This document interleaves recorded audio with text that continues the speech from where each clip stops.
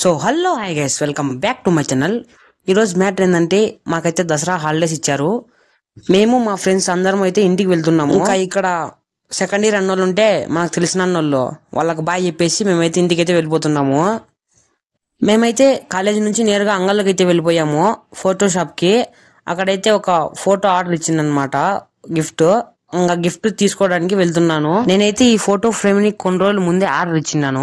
ఇంకా ఆ photo frame తీసుకొని గిఫ్ట్ లాగా ప్యాకింగ్ చేయించుకొని వెళ్ళిపోతున్నాను. ఇంకా నేరుగా అక్కడ నుంచి బేకరీకి అయితే వెళ్ళిపోయాము. బేకరీకి వెళ్ళేసి అక్కడైతే సమోసా 2 తిన్నాము.